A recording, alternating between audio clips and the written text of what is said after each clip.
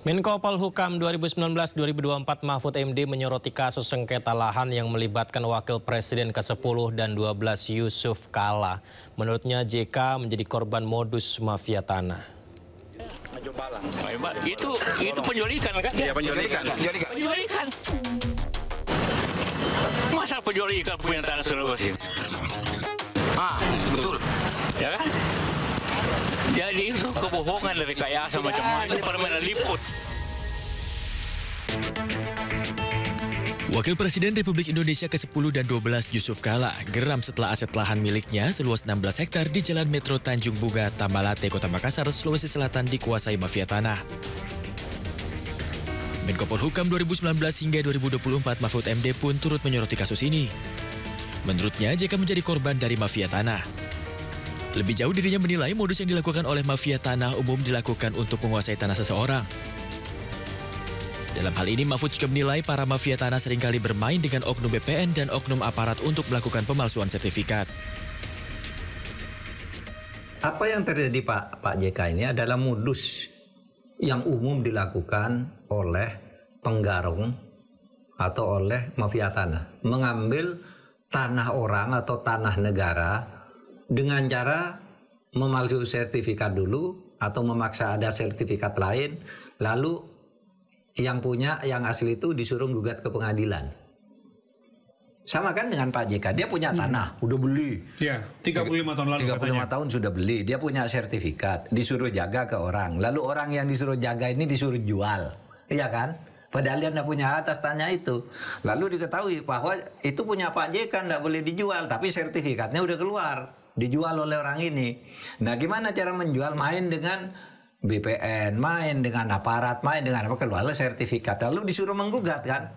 Pak JK sebagai korban suruh menggugat. Lalu dia tidak merasa menjual, kok suruh menggugat. Orang lain yang tidak punya hak menjual suruh menggugat. Nanti kalau menggugat ke pengadilan kalah.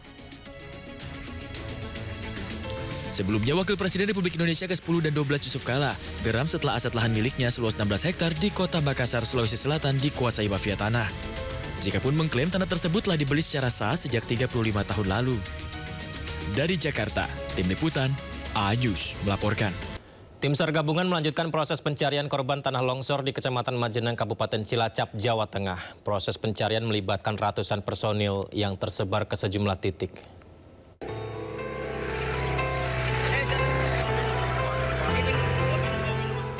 Pencarian 21 korban hilang dalam musibah tanah longsor di Kecamatan Majenang, Kabupaten Cilacap, Jawa Tengah kembali dilanjutkan Jumat siang. Tim SAR gabungan yang terdiri dari Basarnas, TNI, Polri, relawan, dan warga setempat terus menembus lumpur tebal serta material longsoran. Kondisi tanah yang masih labil membuat evakuasi harus dilakukan dengan sangat hati-hati. Pemerintah telah menambah alat berat dan sejumlah pompa air untuk membuka akses menuju titik longsoran yang tertutup tanah basah setinggi beberapa meter. Selain pencarian korban, petugas juga melakukan penyisiran area tebing mengantisipasi longsor susulan. Warga yang tinggal di zona rawan pun telah dievakuasi sementara ke titik aman.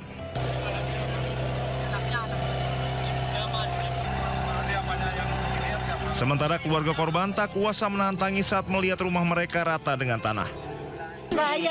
Ibunya masih tertimbun, Bu? Ya, ibunya udah dibawa ke rumah sakit, udah ketolong, sampai patah retak tulangnya. Waktu kejadian di dalam rumah? Iya, udah keluar tapi sekedap langsung ketutup rumahnya. 5 menit lah, 5 menit kemusar. Tapi bisa menyelamatkan diri? Ya, posisinya dia udah nggak bisa gerak ya, diangkat sama bapaknya dia sama adik saya. Saya jauh dari Kebumen, Pak, ya Allah. Dari Kebumen langsung ke sini? Iya, saya langsung meluncur semalam. Ibu sebagai? Saya anak tertua di keluarga Pak Kasmanto itu, dari keluarga korban anak tertua. Tragedi tanah longsor yang melanda Kecamatan Majenang, Kabupaten Cilacap, Jawa Tengah Kamis malam menyebabkan 47 warga terdampak. Data BNPB hingga Jumat siang, 3 orang ditemukan meninggal dunia, 23 orang selamat, dan 21 orang lainnya masih hilang. Dari Cilacap, Jawa Tengah, Heri Susanto, A-News melaporkan. Bencana tanah longsor ini sontak mengejutkan warga, pasalnya selama ini tidak pernah terjadi tanah longsor di sana. Menurut kesaksian warga, longsoran tanah merupakan kiriman dari atas tebing di perbukitan yang berjarak hampir 1 km dari pemukiman warga.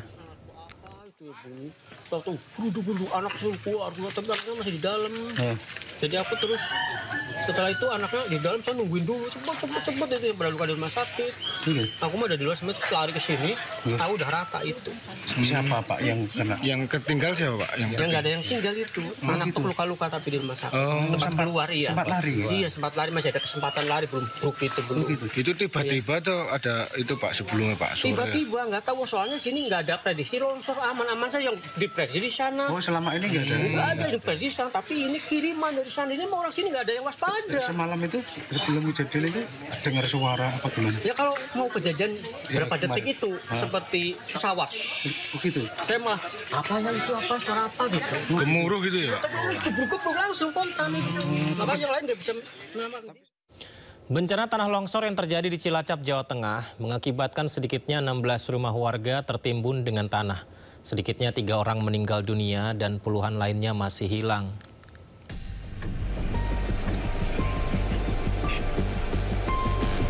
Dengan cepat longsoran tanah menerjang permukiman dengan diiringi suara gemuruh.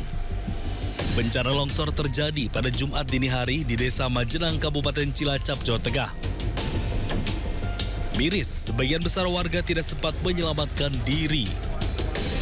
Hingga kini sebanyak 21 warga masih tertimbun longsor dan 3 orang ditemukan tewas. Menurut keterangan dari BPBD, bencana longsor dipicu hujan lebat di kawasan tersebut. Tim gabungan dari berbagai unsur seperti Basarnas, BPBD, TNI, Polri, Tagana, PMI, dan masyarakat bekerja sama mencari korban yang tertimbun. Dari sisi kerusakan tercatat 12 rumah rusak berat. Sementara itu, mengingat curah hujan dan kontur tanah, 16 rumah di Dusun Cibuyut, Dusun Tarukahan, dan Dusun Cinyonying terancam longsor susulan. Setidaknya petugas mencatat ada 28 rumah yang berada di daerah rawan longsor.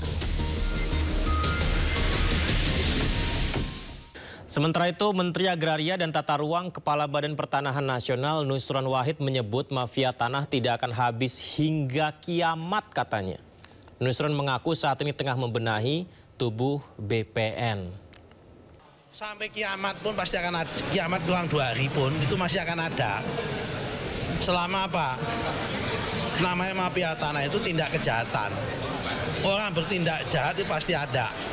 Caranya gimana caranya? Ya udah, caranya adalah orang BPN harus kuat, harus proper. Ya kan, harus proper, tidak tergoda dan kuat, tegas dalam prinsip, tegas dalam menegakkan aturan, itu aja cukup. Kalau kita melarang orang berbuat jahat, semua orang ini ada potensi untuk berbuat jahat masalahnya. Yang penting kita yang sebagai regulator ini tidak mau diajak kong kali kong berbuat jahat, dia tidak mungkin bisa.